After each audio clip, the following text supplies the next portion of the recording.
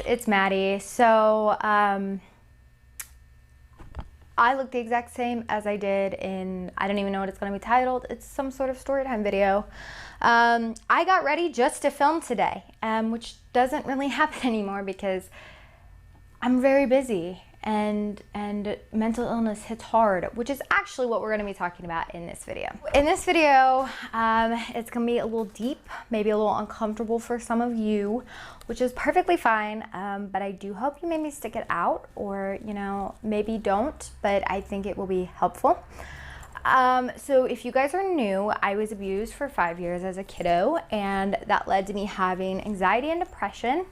I also did have PTSD, but we have overcome that. Another thing to kind of put behind us and honestly celebrate, because that's exciting. So I don't plan to overcome my anxiety and depression simply because of the type of abuse I suffered and how long it went on. There's a good chance that I will always struggle with anxiety and depression, and I've come to terms with that, and I am going to make a video about what it feels like to be diagnosed with a mental illness and kind of where to go from being diagnosed, everything. But today is going to be how I cope with my mental illnesses, which I think this video will benefit me too, because I've been struggling a little bit and I need to start doing some more of these habits. So we're just going to jump right in. I do want to say I think that these will be beneficial no matter what mental illness you're struggling from. I know that there's some that are like really well known and some that are less well known. Work with your therapist, find what works for you. Honestly, there's a lot of good stuff on Pinterest for coping, and that is something to, like, Pinterest is relaxing for me, and then just finding ways to help yourself is also really cool. So we're just gonna jump in. The first most important thing about having a mental illness, in my opinion, is taking care of yourself, which is also the hardest part of having one, or several, because it just makes it like 10 times harder to do basic tasks, especially when it comes to yourself. Like if my family or Ty needed something, I could absolutely 100% do it no matter what the circumstances, but when it comes to even doing small things for myself, I struggle. So there's a few different ways to take care of yourself that I try to practice.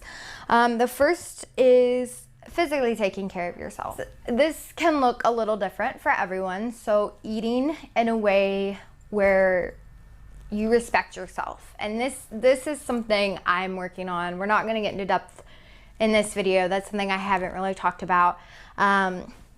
This isn't the video for that. Also, working out. For me, working out is good physical exertion, so you're able to sleep better at night.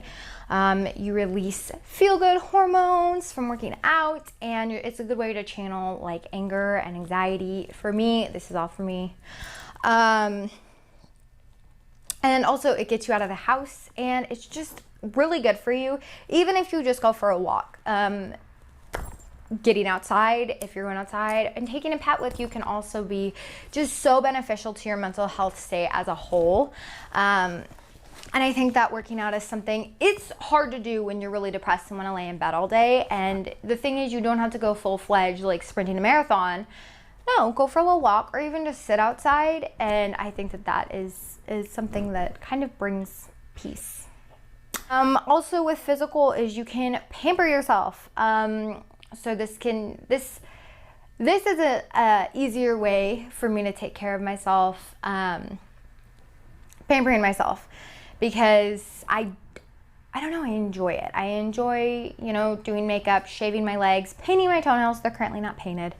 Just kind of picking and choosing things where you kind of disconnect. I can't be on my phone and be shaving my legs. Like, you know, I normally watch something, but I'm not completely zoned into social media, more than likely. So that is something that it gives you a break from that, and then it also just gives you time to think, and also you're doing something productive that's gonna make you feel good, at least for a week. I mean, shave legs, toenail polish, I mean, lasts for at least a week. So there's that. The next thing is to emotionally take care of yourself. So I like to read for fun. Reading is really beneficial. Again, you're just taking that break, you're disconnecting, and you kind of get lost. I prefer fictional books. Right now I'm currently reading Fahrenheit 451. It's really great. I also prefer books where it's like futuristic and people predict where, like, what the world's gonna be like. I read like The Time Machine in middle school. I really like that. It's just a genre I can really get into for some reason. I don't know, but I definitely love it. And Fahrenheit 451 was written in like the 60s. From what I remember, I could be completely off, but he tries to guess what life will look like in the future, which is basically right now, a lot of the things that he predicted are true. So it's just a really cool book. Journaling, this can look really different for me, something I enjoy doing, playing out my YouTube videos. Writing down thoughts if my head feels really like muddled and just like messy. If I have a messy head that day, I will just kind of write down thoughts. It doesn't have to feel super structured. I used to kind of shy away from journaling because I was like, well, I don't know what I'm doing. I don't know how to fill this journal appropriately. Like, it doesn't matter. Like, you see all those perfect ones on like Pinterest and YouTube. Like, just start, and chances are you're never going to show anyone, especially if you're writing like really deep things. And you can go as basic or as fun as you want. I love stickers. I love doodling. Also, another form of journaling, or, you know, being kind of creative and getting that out, is Five Below has these really awesome books that you can fill out.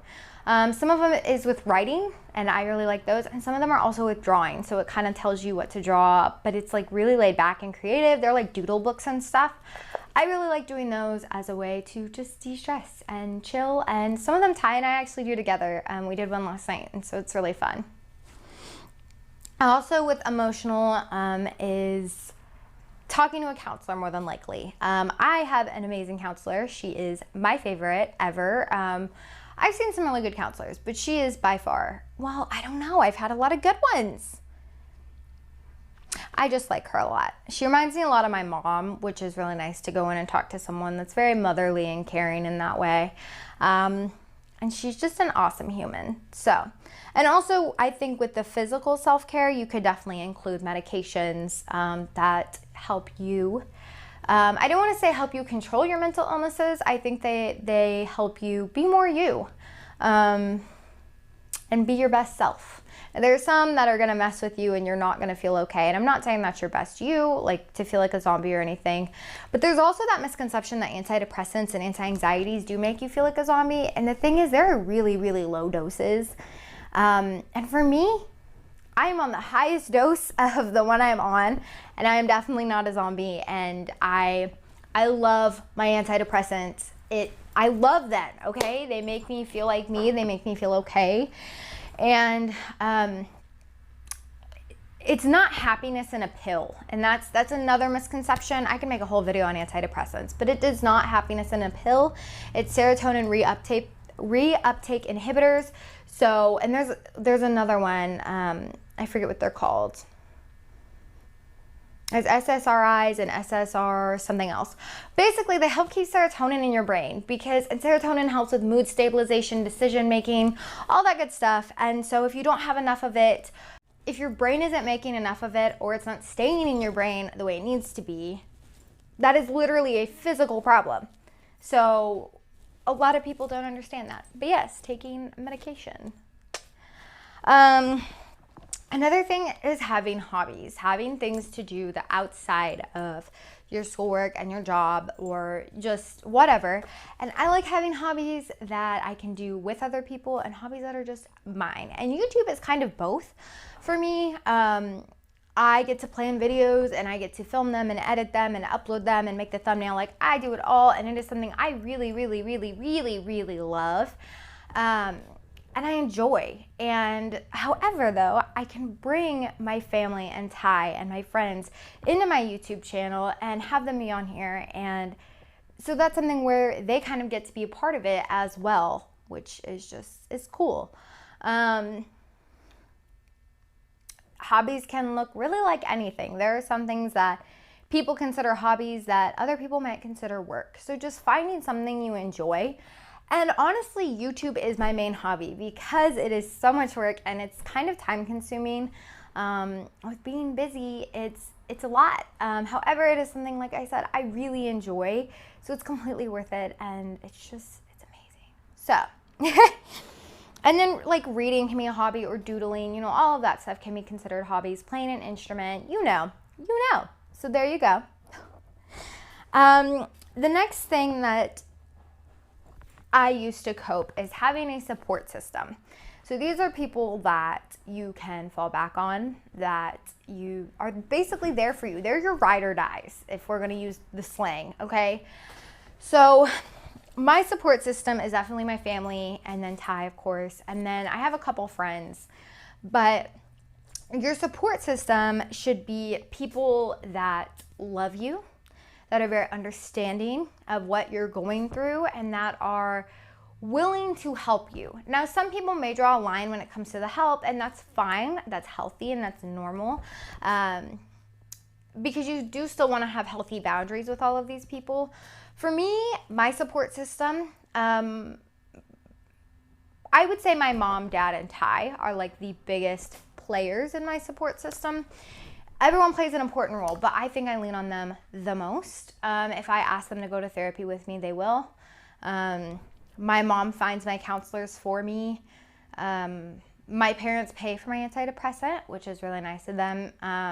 It's not super expensive, but it's something like that they do for me that is really, really nice. And just, they're there for me to talk. I'm saying a lot in this video. They're there for me to talk whenever I need to. My sister is not as comfortable with what's happened to me, and I understand that. And she's someone that I can just have fun with. I can let loose with. We do a lot of stupid stuff together. Carter, he's just fun. He's becoming his own person. He's 15, and so I would consider him part of my support system. But I'm not gonna go lay all of my problems down on a 15-year-old, simply because that's just not fair. But he's really awesome, and so there are people that I can just kind of hang with and just relax and just kind of let go of it all. So are Ty and my parents, but they're definitely like the pillars of the support system, if that makes sense, I guess I would say. And there have been some people that have really wanted to be a part of my support system, or that I've really wanted to be a part of my support system, that just haven't worked. This can be maybe they weren't understanding what was going on. Maybe it was too much for them to handle, or, all this stuff. And I think that that's normal to not have everyone you want. And your support system can be really small, or it can be really big. I would recommend having at least 2 people if you can. And I don't think you necessarily have to be like, hey, will you be in my support system? But if someone says they're there for you, and they really are, and they show up and they ask you if you're okay, and they really want to know how you're doing, they're part of your support system. They care, and they want what's best for you. And that's really all a support system is. They just want to see you succeed in life. And I think also when it comes to having a support system, you should do the best you can to reciprocate that energy to that person, and, want the best for them and want to see them succeed, because it is still a relationship, and you don't want to be almost completely dependent on them. Does that make sense? It's like a delicate balance, but if you get it right, it's really awesome. The last thing I want to talk about with how I cope with my mental illnesses is the fact that I have accepted them. I don't think they define me, but I do think they're part of who I am, in the fact that they affect me. They affect my relationships with other people, and there's something I'm actively working on. And I think that when you just accept that they're there, it makes it a lot easier, and it's a lot less work in the long run. And this is going to be part of my video. I'm going to go more in depth on what it's like to be diagnosed with a mental illness, because I was not a happy camper that day. So just doing the best you can with what you have. People that are diagnosed with cancer or diabetes, if they just pretend like they don't have it, they die. And I think that mental illness is something that can almost be equated, because if you let things run rampant, it may get so bad that you do end up dying. And no one ever wants it to get to that stage. So I would hope that this video helps you guys cope, whether you've had it for years or whether it's something new. And don't deny it. You don't have to scream it from the rooftops like I am, but let those in that are close to you, and it can be y'all's secret, but don't keep it completely hidden, and don't refuse to seek help for it, because it will just get worse and it'll manifest itself in different ways that are probably a lot more unhealthy than just getting help. So that's going to be this video. I do plan on making a video, like I said, what it's like to be diagnosed with a mental illness. I also think I want to make a video on what it's like to go to a counselor, you know, because a lot of people don't know. And just everything surrounding that. So this is going to be one of my Tuesday talk videos. I kind of went to a podcast, but I really just enjoy talking to you guys. So we're bringing them back again. I can't guarantee they'll be every Tuesday because, like I've said, I'm busy. But I hope you guys did enjoy this video. And I want to say that if you have a mental illness, no matter how isolated you may feel, or how alone, or how defeating it may feel, you aren't alone. You're still you. And even if those around you aren't supportive, one, I'm very sorry. But two, you got to do what's best for you at the end of the day. And I hope that you're able to do that, even though it's really hard. So, like I said, this was Maddie. I hope you guys did enjoy this video and did find it helpful. If you have any other coping mechanisms, share them in the comments. I'd love to hear them, let you know if I've tried them and what I've thought, or if it's something new for us all to try out. So, yeah, I'll see you guys in my next video, hopefully. Bye, guys.